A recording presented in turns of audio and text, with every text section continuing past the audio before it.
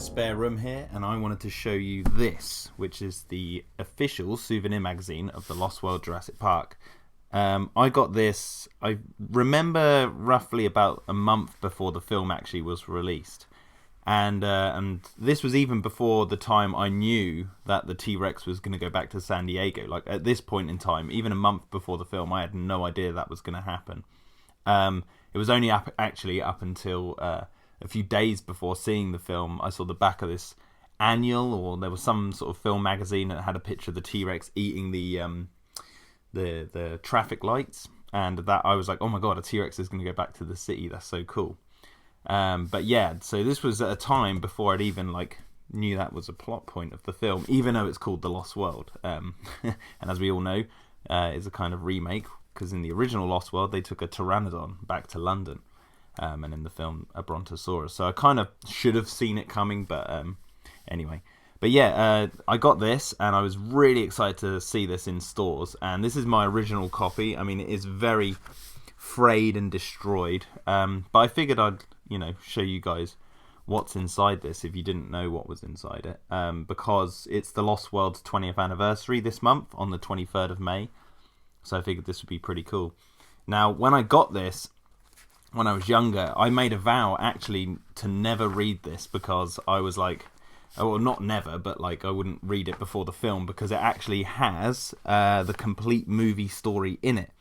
And I remember reading that on the contents when I was younger, like that sort of thing, knowing that the story was going to be in it. And I went, I'm not going to read this. I'd rather wait to see the film and then go and read this. And obviously, in the years past, I have read it numerous times. It's really cool. So yeah, on the front cover you've got this the classic awesome shot of the T-Rex. Now I think this is meant to be the female. It's not the bull T-Rex. I don't think so. But yeah, it's a really, really cool shot. Actually, it might be the male. I don't know. No, I think it's the female. Coloration's more brown. But anyway, and then you had this shot of Sarah and Ian, Nick and Eddie Carr all running, and that's from one of the deleted scenes. Yeah. So we open it up, and we can see that something has survived. And there's some eggs, some candy, which I actually had some of these when I was younger. Yeah, I remember those being in store. The contents page, pretty standard. And then you open it up, and you instantly got this amazing, I mean, the page is falling out, but there's amazing picture of this Triceratops animatronic. Really cool. And it was awesome when I saw this as a kid. I was like, oh my god, because I flicked through it, obviously. I didn't read it, but I flicked through it just to see what these pictures, and this was obviously at a time before the internet, so this would be almost like the portfolio of the film that they would send out, so the fans could pick it up and get hyped. But yeah, it was cool to see the Triceratops standing upright. And on this page, it's got "Welcome to the Lost World," and it's sort of brief history of what the film is about and stuff. Credits list of who made this magazine. I was just seeing who they were giving special thanks to, but unfortunately there's no names that I'm familiar with. It says production coordinator John Williams, but I don't think that's the John Williams. It must be another lucky John Williams out there. So if your name's John Williams, hey, Jurassic's your game. Then we open up to this awesome cast list, and I remember seeing this for the first time and going, oh wow, this looks really cool. Obviously seeing these two back was a real exciting time. But yeah, seeing all these was really cool. Trying to guess who the villain was.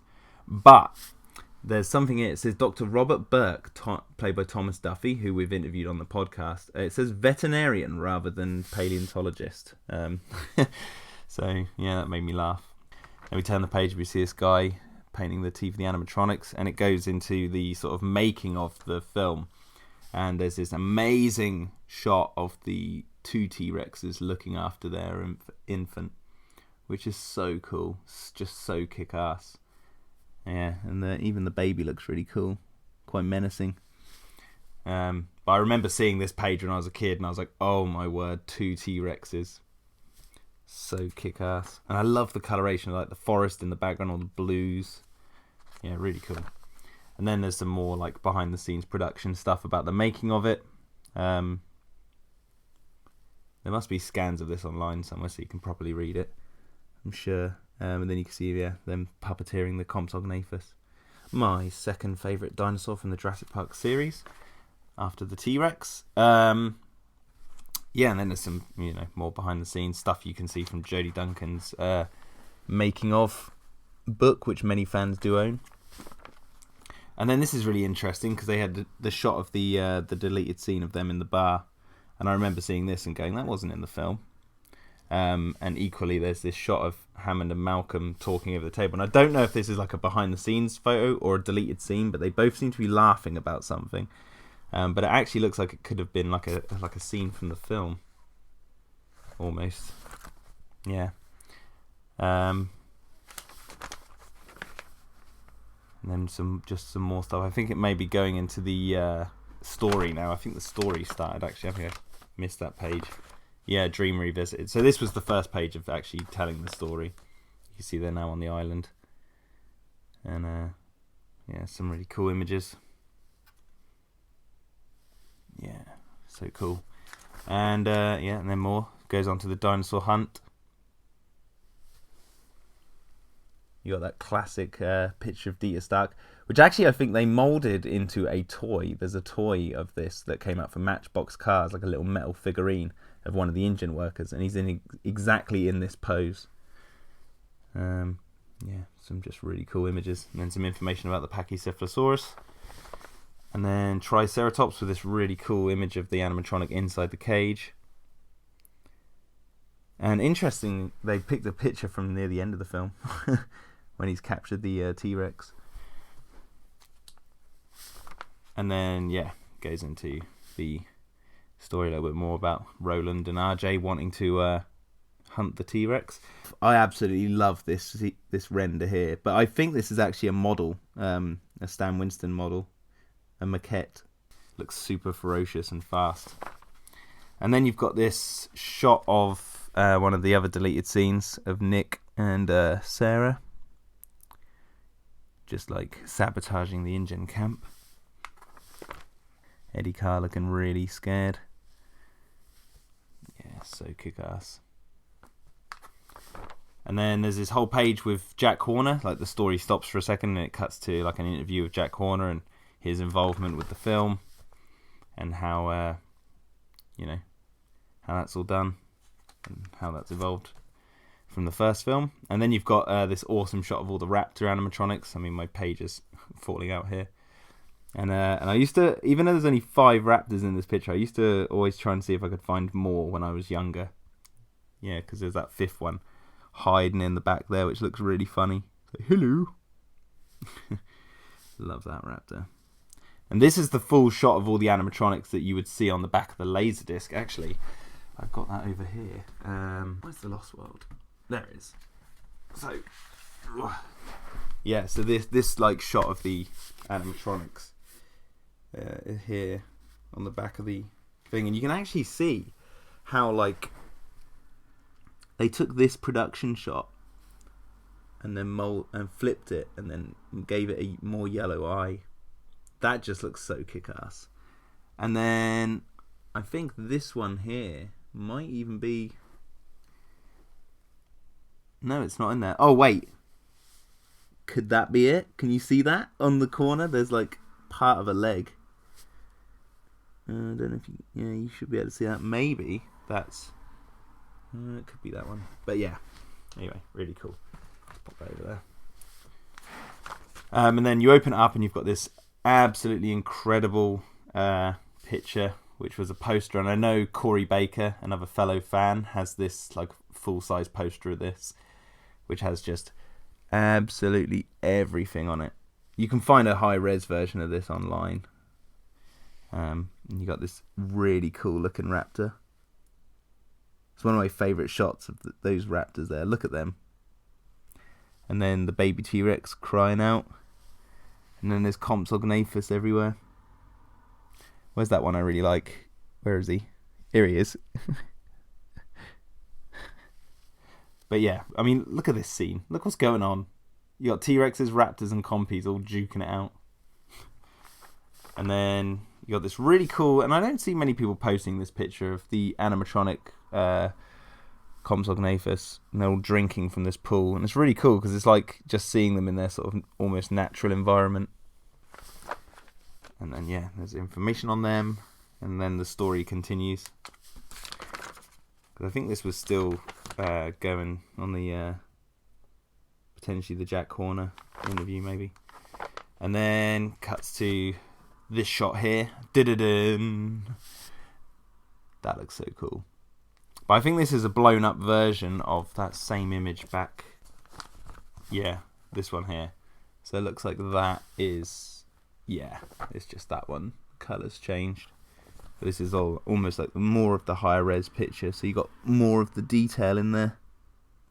I hope this has come through on the video, right? Yeah, and then there's this other shot here of Ian Malcolm talking to Sarah and Kelly in the tent. So I've always assumed there's another deleted scene where they're inside the tent talking. And then we cut to the raptors in the grass. And there's this, I posted this on Twitter. It says, one by one the hunters are attacked and devoured in the tall grass. Finally, only Roland's good friend RJ remains. And now his face falls defeated. He looks around, realizing he is now stranded in the middle of the field of death. 4 torpedo-like trails begin heading straight for him. RJ simply closes his eyes. So that makes me think there might be like a deleted scene where, RJ is attacked by the raptors. Could that blood be RJ's on the raptor's snout there? Yeah. And then the story continues a little bit more. And then, yeah, the Raptor Attack sequence. And then Dangerous Cargo. Now, I remember flicking through this book when I was younger, and obviously I didn't read it, so I didn't read about the T-Rex attacking the city here. I just thought that would be, the end. I didn't understand what Metropolis meant at the time, because I think I was like 8. So I didn't really know what the word Metropolis meant, but I was like looking at this and I was like, this looks really cool, more of the same. I'll read that after the film. And then it goes into more the making of, which is almost like a breakdown of what the making of DVD goes into. And then really cool concept art of the worker village that we all have seen before. And then you got the film crew running after the cast. You can see Nick on the steps back there. This really cool shot of Ian Malcolm. And then I remember when I was a kid turning that page and seeing this and going, holy crap. Obviously as a kid, yeah, I wanted this. The bull T-Rex. And I have owned it in the past. I recently actually sold it because I wanted to pass it on to a fan who would probably get more kicks out of it than I did. But I'm actually more attached to this magazine than I ever was the actual bull T-Rex. Funny enough. And then these really cool posters, which I'm assuming you could buy at some point. I'd have loved that one. Yeah. And then some bits about the comic books. What's coming from Topps. And then an advert for a Star Wars one.